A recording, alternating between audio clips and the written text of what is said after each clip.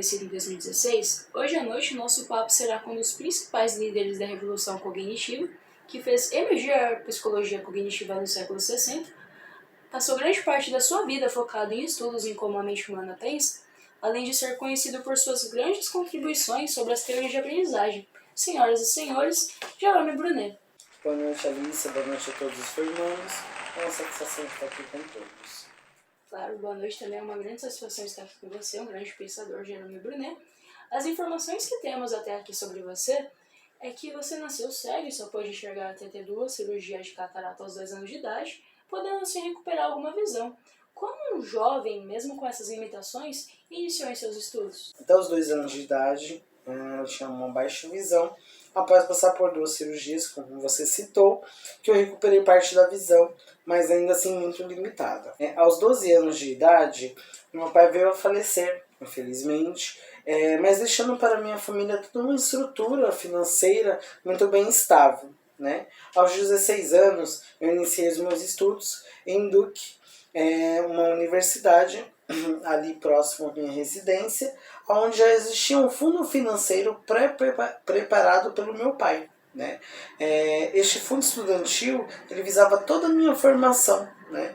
Onde me auxiliou muito. Já na Segunda Guerra Mundial, eu servi o Exército e também servi ao Serviço de Inteligência Militar, onde eu utilizava os meus conhecimentos, já desde a faculdade, desenvolvendo ali estudos, desenvolvendo também análise de propagandas militares também, que é onde começa a partir daí a ocorrer todas as mudanças do meu trilhar da minha formação. Logo após que eu saí do serviço militar, junto a uma equipe de professores, nos reunimos e fomos lecionar na faculdade de Harvard, onde por volta de 1972 acontece isso. Após, também, eu lecionei na Universidade de Oxford, na Inglaterra, onde eu comecei a trilhar dentro da educação, mas sendo um psicólogo e também dentro da minha formação pesquisador. Então, como nós podemos notar, a sua formação acadêmica é bem extensa. Podemos perceber aqui que você realmente tem uma formação de primeira em psicologia, teve vários estudos sobre a percepção humana. Então, como se deu o início, o desenvolvimento da sua metodologia de aprendizagem? Eu iniciei meus estudos a partir da observação, tá? Sensação e estímulos, sendo um processo ativo dos aprendizes e não apenas receptivos. Isso foi um reconhecimento que nós fizemos através da observação.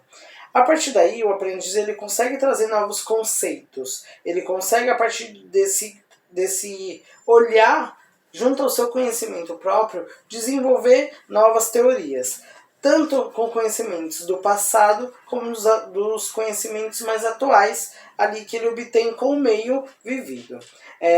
O aprendiz ele conta muito com as suas faculdades cognitivas também, que isso vem desenvolvendo as suas capacidades. Além disso, para ir além das informações, também já pré-direcionadas. Mesmo que eu chegue ali com uma informação, esse aluno ele consegue desenvolver a partir daí e das suas memórias, das suas próprias vivências, digamos assim. A psicologia do desenvolvimento, junto à educação, precisa se preocupar apenas com 2 questões, 2 coisas iniciais. A primeira, como as pessoas olham e interpretam o mundo, e como elas respondem a esses estímulos juntamente com o meio onde ela vive. Então, nos seus estudos, realmente, você foca muito no aluno, no centro do conhecimento dele, que realmente o meio influencia muito, de acordo com como o aluno vai construir o conhecimento dele. Então, de acordo com isso, como você desenvolveu as fases de aprendizagem? Sim, Alicia. Junto a essa observação, nós entendemos que o aluno ele é o princípio, ele é o centro de tudo, porque é ele quem vai me trazer esse desenvolvimento junto à minha pesquisa. Com as observações, conseguimos os estudos por volta de 1973, tá? Fazer esse desenvolvimento. Nós conseguimos denominar como 3 fases, sendo a primeira a ativa, a segunda icônica e a terceira simbólica. A ativa, este aluno, né, este aprendiz, através de uma ação, ele consegue ter o estímulo e trazer um resultado. Então eu pego este aluno, coloco em meio à natureza para fazer o reconhecimento. Através disto, ele começa a trazer os seus estímulos e as reações, o que ele aprendeu, o que ele conseguiu captar e recolher como informação. Tem a icônica, que é a segunda etapa. Através de um desenho, você mostrando ao aluno um desenho, uma figura, junto à memorização dele, junto ao sentimento que ele já vivenciou, ele consegue nos trazer ali um respaldo, uma resposta segundo a sua vivência. E a terceira, que é através do simbolismo. O simbolismo, o simbólico, né, na verdade, eles são os símbolos que este aluno traz ali no seu dia a dia, na sua forma de agir, na sua linguagem, seu comportamento perante o meio que ele se desenvolveu, na estrutura familiar, social, na sua comunidade no geral. Então, existem 3 tipos de aprendizagem, como você está falando, 3 fases no caso, que é a ativa, a simbólica e a icônica. E a icônica. A segunda icônica e a terceira simbólica. E a simbólica. Agora vamos dar uma pausa para irmos aos comerciais e já retornamos para o nosso papo educacional.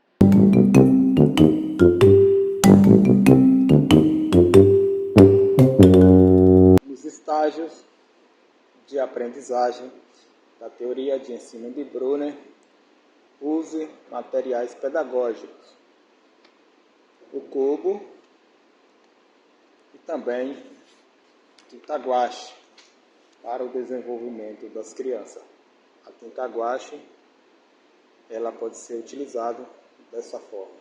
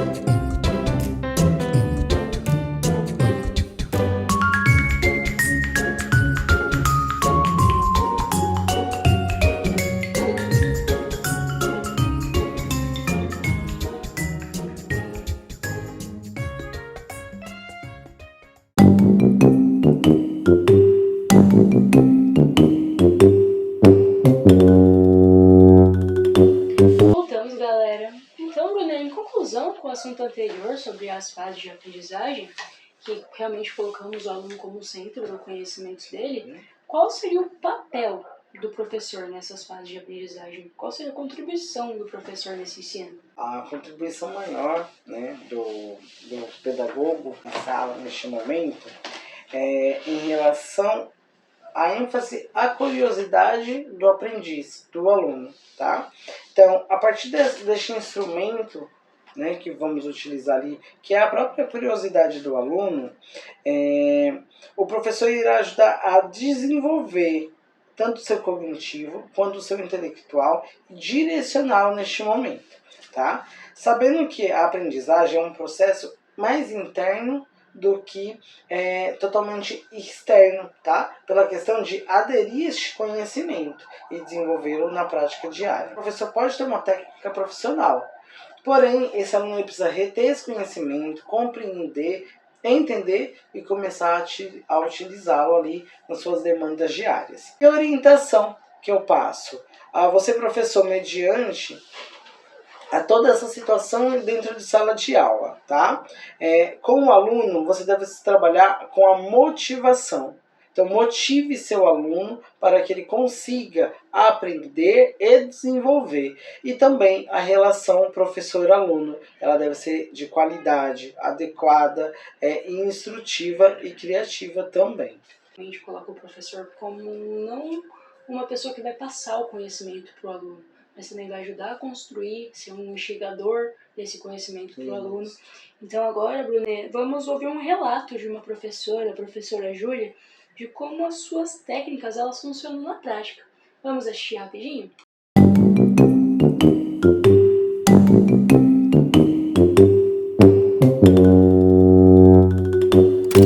Eu sou a professora Júlia, sou pedagoga há 5 anos e hoje eu vim aqui explicar um pouquinho para vocês como que eu aplico as teorias do Brunet dentro da sala de aula. A gente começa com um ponto muito importante, que seria uma das principais partes da teoria. Seguindo todo o estudo, todo o conhecimento do Brunet, a descoberta ela é a melhor forma de aprendizagem do aluno, ou seja, cativá-lo ao assunto que está sendo aplicado.